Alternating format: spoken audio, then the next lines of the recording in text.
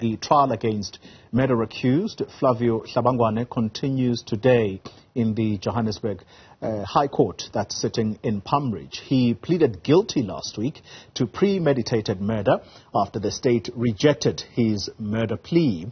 Now, Hlabangwane was arrested in November 2021 after body parts of his cousin and girlfriend at the time, Tshegohaco, were found in his fridge. Our reporter Tshegohaco Moagi is following the details of this story for us. Tshegohaco, good morning to you. So after the rejection by the state of that particular plea, murder plea by Flavio Hlabangwane, has the state come to some kind of an agreement now about what exactly should be the charge or the main charge that Flavio must plead guilty to? And just take us back a little bit as to where things are right now.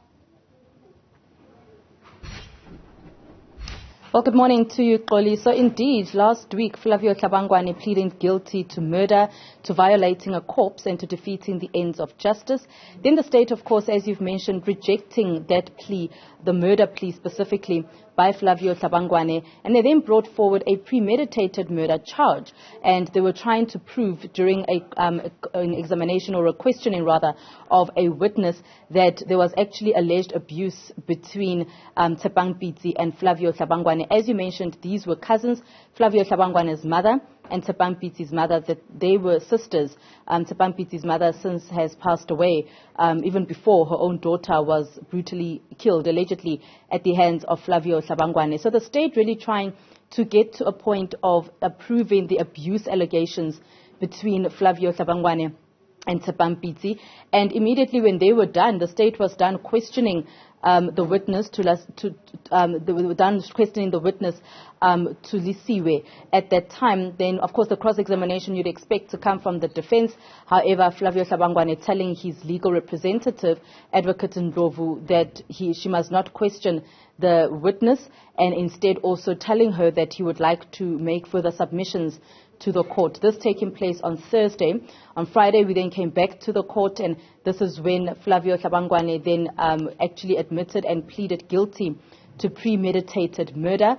You would remember that according to the Criminal Law Amendment Act, I'm just not too sure of the sections at this point, but there are, if he pleads guilty to murder, then he'll get about a minimum of 15 years in prison. However, the state then, of course, that is what they were rejecting, because they wanted him to get life imprisonment for this murder of Tshegohaco, and so he then pleaded guilty to premeditated murder on Friday, leading us to where we are, where trial is about to wrap up. We are expecting today for the state to give through their statement, really, mitigating sentence statement on what they believe that Flavio Hlabangwane should actually receive following his murder pleas. All right, Tshegohaco Moagi, thank you very much. So today it's the hearings around the aggravation and mitigation of sentence. Is that correct?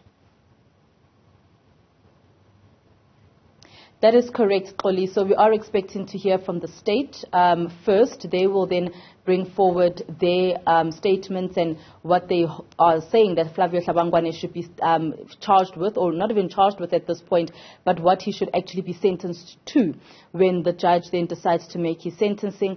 And then we are expecting also the defense to have their aggravating statements regarding what she believes her client should be sentenced to following his plea. You'd remember as well, Xoli, that because Flavio Hlabangwane actually at some point tried to commit suicide, he was sent through to the Sterkfontein psychiatric ward to be evaluated, and that psychiatric evaluation came back saying that he is fit to stand trial, and that's how we were then led to this particular time. And watching Flavio Hlabangwane during this particular short trial as he looked at the witness, a witness, by the way, Xoli, that he actually made advances to in about October or so of 2021, and this was a time where we're not even sure whether Tshegohaco was still alive or not, but he made relationship advances to this witness, and she testified to that very fact, that that he made advances, saying that him and Tshegohaco had already broken up, but she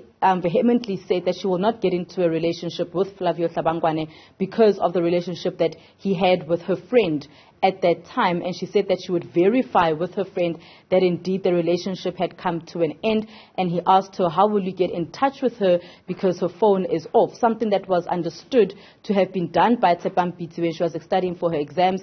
The witness then telling the court that she told Flavio that she will find a way to get in touch with Tshegohaco, but she was only able to speak to her via text. So it's still unclear as to when exactly this murder took place. Flavio Hlabangwane telling the court that it was between the 6th of October and the 13th of November, and this was also during the time that Tulisiwe Lubambo, the witness at this during the trial, was actually having conversations with Flavio Hlabangwane. So it is unsure at this stage when the actual murder took place, but today we are expecting the aggravation and mitigation statements from the two legal teams. Live for us in the Johannesburg High Court, sitting in Palm Ridge. Tshegohaco Moagi, thank you very much for that comprehensive update.